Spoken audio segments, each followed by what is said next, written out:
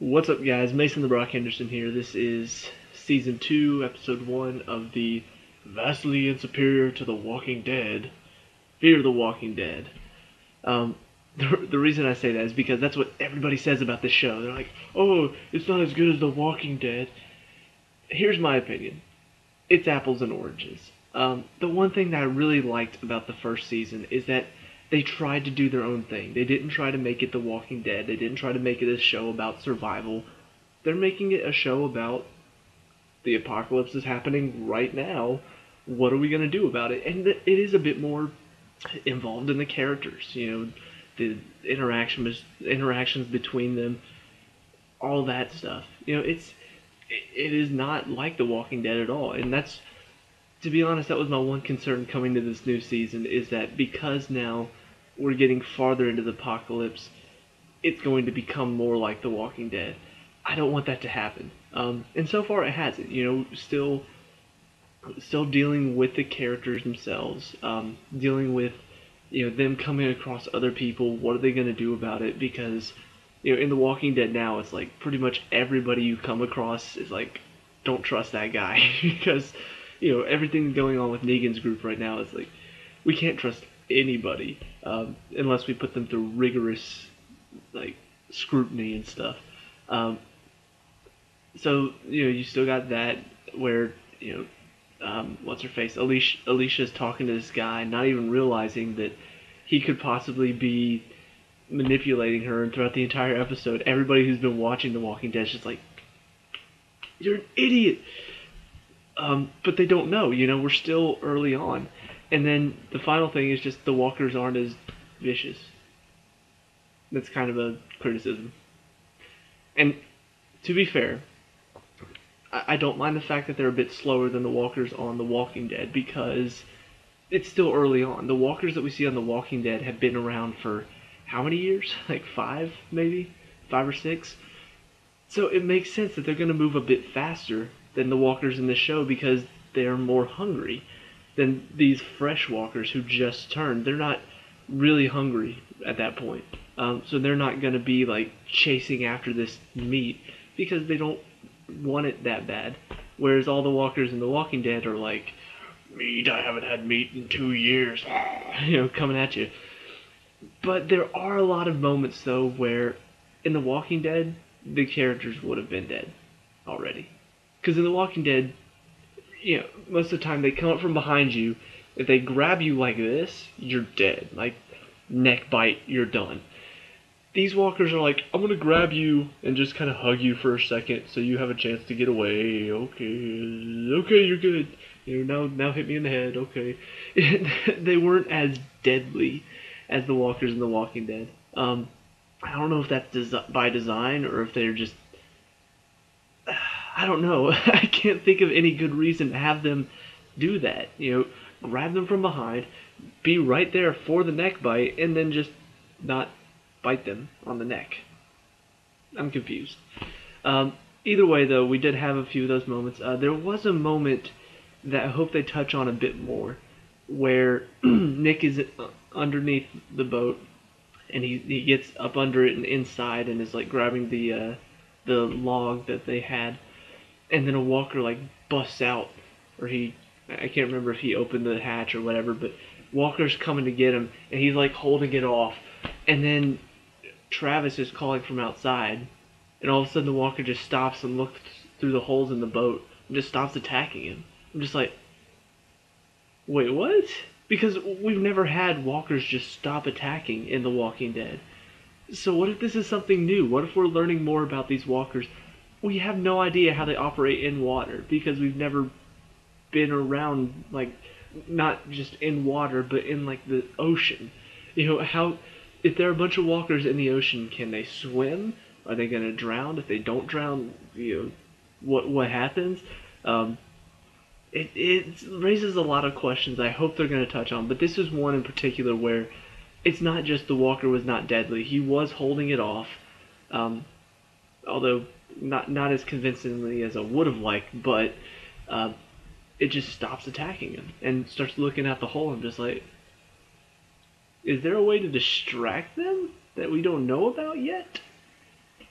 I don't know. Maybe. Uh, maybe it has something to do with being in the water. Or maybe it's the fact that it's dark and then the light. I don't know. Either way, though, that was a moment that I hope they touch on more. But other than that moment, the rest of the times where the walkers are attacking, it could have been a bit more convincing. Um, but I mean, the show itself is still carrying on pretty much where it left off last season. You've got this family. Don't really know exactly who the leader is at this point, which I really do like because in The Walking Dead from the very beginning, it was like we started with Rick, and so he's been the main character throughout pretty much the entire show. Um, and it felt like if you lose Rick, you don't have much of a show anymore because that's who we've been following. With this show, yeah, it does kind of focus a bit on Travis because you've got his new family and then his son and ex-wife. Um, so it does feel like the focus is on Travis, but I can still see a show if they kill Travis off. So I don't know who exactly is safe. And I really do hope they start playing with that idea of losing a few people, because that that's part of the joy of this zombie apocalypse is that nobody is safe. Um, and so if they don't go there at all, it feels like it's not realistic that none of them would die. Uh, I don't know how I feel about Strand. I feel like that's kind of one of the things that they're playing with is these people who seem to know more than they're letting on. They did it in Flight 462 throughout this past season of The Walking Dead. Um, that one Asian girl seemed to know a lot more about what was going on than everybody else. Maybe just because she's experienced it, or because she was involved in part of what caused this. Strand seems kind of a little knowledgeable as well about what to do, what's going on, what the military are doing. He seems to know this stuff. And Salazar, Daniel, even pointed out, he was packing his bags before the bombs dropped, so he knew something. I'm curious to see if maybe that's where they're going with the show. We start to learn about these people who seem to know more about it than everybody else, and we start to find out more about what's caused this virus, where it all started. Because honestly, that's kind of what I was hoping they would do in the first season, which they never really did. It was all about the apocalypse starting and the struggle of, okay, are these people still people? Are they actual people, or are they just you know are they officially gone? Should we kill or should we not kill them? The infection, all of that stuff. They're starting to learn about it. So I hope they touch on that a bit, on this whole what happened, how did this virus start, where did it all come from. I want to see that. I want to see how it happened. I want to see where it came from. I hope that's where they're going with this. I really do. If they don't, it won't be awful, but if they start to make it more like The Walking Dead, then yeah, that would probably be the biggest mistake because, like I said before, it felt like in the first season they were doing their own thing, and a lot of people didn't understand that, and they were just like, "Oh, it's not as good as The Walking Dead. Where are all the walkers?" Blah blah blah. Blah. That's not the point. Let's see. Trying to make sure I touch on everything. Um, oh, the other interesting thing is that we actually do have some conflict between characters in this show. And by characters, I mean the main characters. Like, obviously, in The Walking Dead, there's conflict between Rick's group and then Negan's group and, Rick's group and the Alexandrians and all that stuff. There's conflict there. But there's not a lot of conflict inside the group anymore. Like, there was in the first few seasons. People were like, oh, why should we follow you? And blah, blah, blah, blah, blah. In this show, because things aren't desperate, there's a lot of conflict going on between the group. You've got,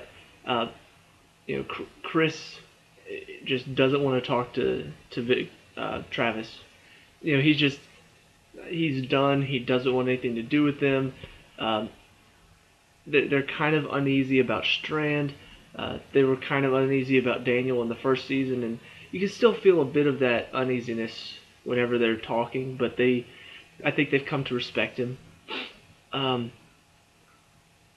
there's just, it feels like there's a lot of conflict that will happen in this group just because it's not a desperate situation yet. They're in a good position. And in The Walking Dead right now, anybody that has disagreements, anybody that has conflict, it gets resolved very quickly, whether by, okay, we just need to figure this out and move on, or something bad happens that kind of makes the decision for them.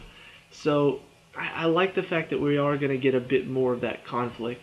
Uh, I just hope they handle it well. I hope what's going on right now with Chris not wanting to talk to people, dealing with the death of his mom.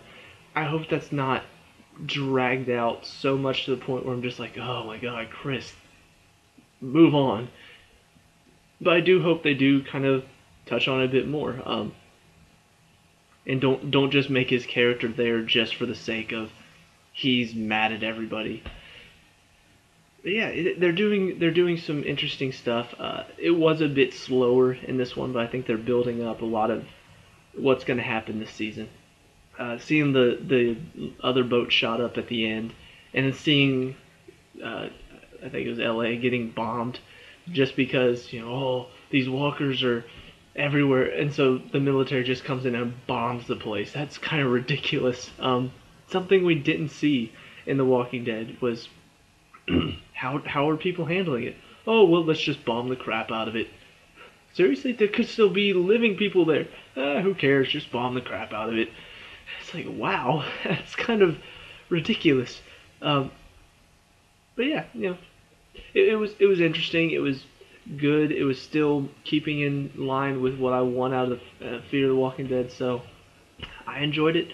Let me know what you think down in the comments below. Whether disagree, agree, all that stuff.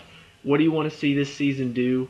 Do you want it same thing I do? See a bit more of how the virus started. See a bit less of we need to survive somehow and all this stuff. Leave a like and subscribe for more Fear the Walking Dead. I'll see you at the next review. Peace out.